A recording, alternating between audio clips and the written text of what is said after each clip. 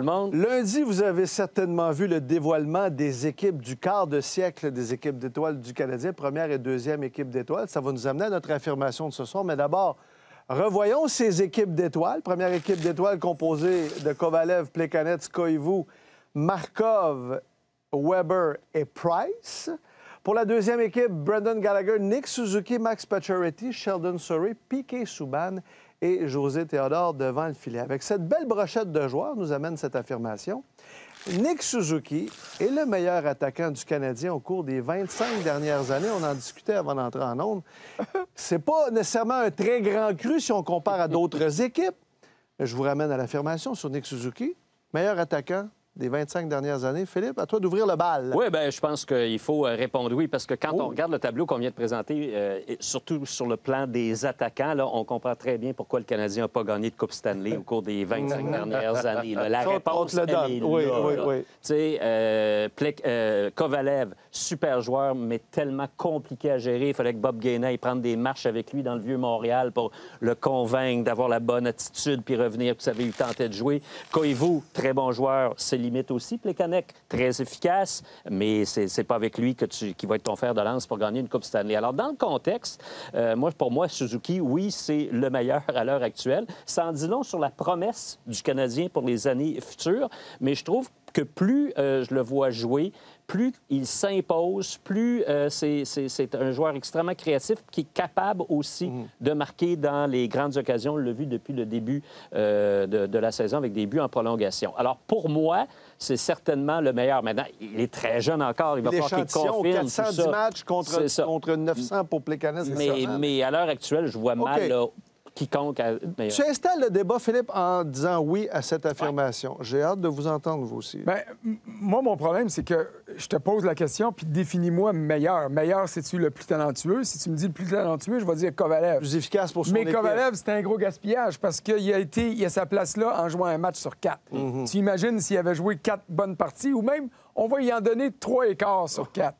Ça aurait été... Mais il ne se serait pas retrouvé à Montréal. Il ne serait jamais parti des autres villes où il a joué. Maintenant...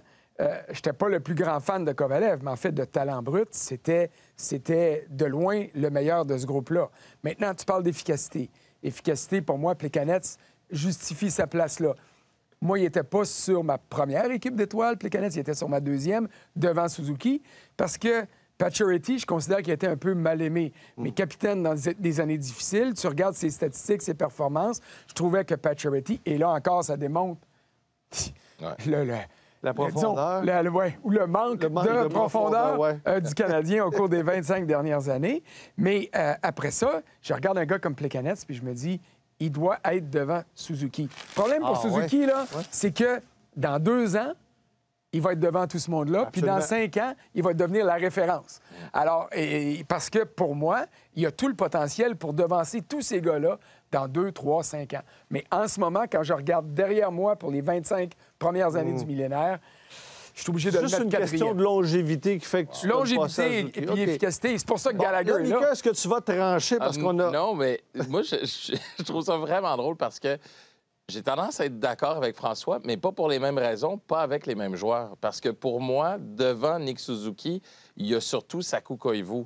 Puis quand on parle de joueurs mal aimés, pour moi, c'est Saku Koivu, le joueur qui a été le plus mal aimé. On se rappelle, bon, c'était dans les années 90, mais sa deuxième saison, quand il a été blessé, Saku Koivu, c'est le premier marqueur de la Ligue. Ouais. Il a joué, il a été malade, il a eu de graves blessures. Il y a eu des ailiers comme Richard Zednik, entre autres. Rien contre Richard Zednik, mais on s'entend que c'est pas le plus grand marqueur de la Ligue nationale de hockey. Nick Suzuki, pour moi, c'est le joueur le plus efficace des deux côtés de la rondelle. C'est un joueur complet, Nick Suzuki, qui est capable de jouer dans toutes les situations de match. Mais en termes de hargne, de talent, qui est capable de marquer, qui est capable de passer les buts et meneur d'hommes, pour moi, Saku Koivu est en avant de Nick Suzuki. Pas par une grande marge, on s'entend, mais par une petite marge à cause de ce caractère-là, puis parce que ça a été le visage de cette équipe-là pendant aussi longtemps.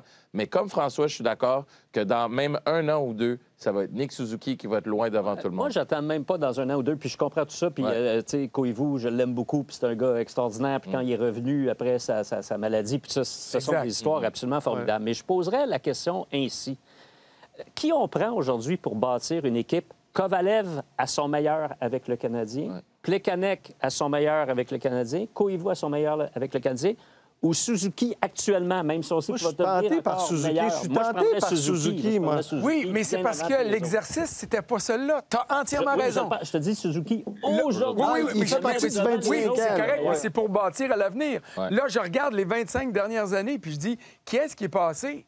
Et puis, Ils ont gagné quoi? ouais, mais, Oui, mais ça, c'est c'est pas de la l'équipe. faute à C'est ces un travail gars-là. là. d'équipe. C'est là où je te dis, on n'était pas en train de choisir entre Steve Schott, Jacques Lemaire, savoir non, pour non. compléter tes équipes. Là. Une Mais autre est-ce que Sakou aurait Mais pu amener laisse-moi son équipe finir un peu plus... une seconde. Oui, Parce votre que moi, finir. Sakou, c'est celui que j'ai le plus apprécié dans tout ce groupe-là.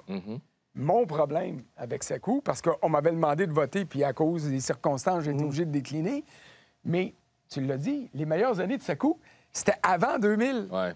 C'était pas à partir de l'an 2000. Donc, là, si tu rajoutes les années 98-99, l'année 97, quand il a été blessé, là, tu dis, ah oui, parce que c'est vrai Ouais. qu'au moment d'une de ses nombreuses blessures, et trop nombreuses blessures, c'était le meilleur joueur de la Ligue, statistiquement. Ouais. Ah, mais ça, c'était avant 2000. Mais c'était un joueur extraordinaire. Et c'est là où Nick Suzuki a pris du temps à se développer, tout comme Sakou Koivu aussi, ça a pris un certain temps, n'a jamais atteint les attentes qu'on avait envers lui. Mais moi, je me demande si j'ai le choix entre Suzuki et Koivu pour jouer avec Cole Caulfield, qui je choisis? Parce qu'il y a ça aussi, on parle du joueur lui-même, mais il faut regarder son entourage aussi. Puis quand je regarde Cole Caulfield, qui va probablement marquer 40 buts cette saison, qui, chez le Canadien de Montréal, dans les années de Sakou Koivu, passait même proche du 30 buts, pas 40, 30. On avait de la misère à trouver des marqueurs de 25 buts à Montréal. C'est là où je trouve qu'on a été très injuste envers un joueur comme Sakou Koivu et aussi un Tomáš Plekanec, entre autres choses. Mais un Kovalev,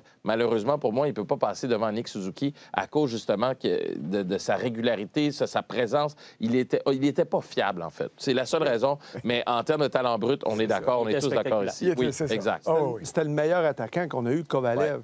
Mais c'est pour ça que, tu sais, le début de carrière, où là, on est rendu comme un jeune vétéran du côté de Nick Suzuki, que ce qu'il va faire, c'est ça qui va être intéressant et non pas les 4 dernières années. Mais cette année aussi, ça va être intéressant parce que si Nick Suzuki termine avec 1 point par match dans la Ligue nationale d'aujourd'hui, avec toutes les responsabilités qu'il a, en plus d'être un capitaine, pour moi, ça va être probablement la meilleure saison d'un attaquant du Canadien de Montréal dans les 25 dernières années, honnêtement.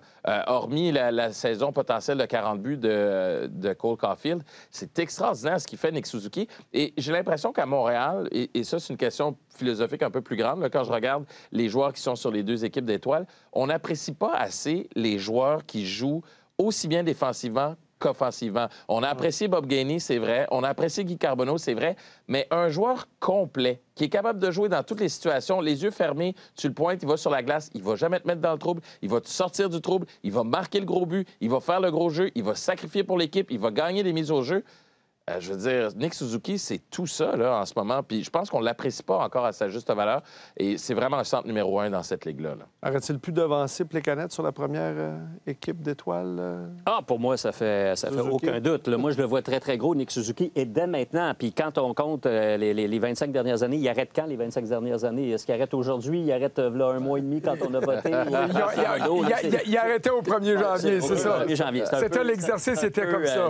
C'est sûr que là, il y a une question de date et Exact. puis tout ça. Mais pour moi, c'est lui qui est le plus fort talent brut de toute cette gang-là. Lui, là, je le vois capable de mener le Canadien à la Coupe Stanley. Je suis pas convaincu. Bien, les autres ont eu une chance de le faire, ils l'ont pas fait. Pour toutes sortes de raisons, l'entourage et tout. Tu parlais de Zetnik, puis tu sais, j'achète tout ça, là, c'est vrai. Mais quand même, lui, ce qu'il est en train de réaliser, je trouve ça... Dans des circonstances pas très évidentes quand même. Je comprends qu'il y a un Caulfield, mais t'es encore jeune, donc c'est pas des athlètes à maturité encore. Donc la suite va être... Non, puis les deux vont grandir de façon parallèle, puis c'est ça qui va être intéressant.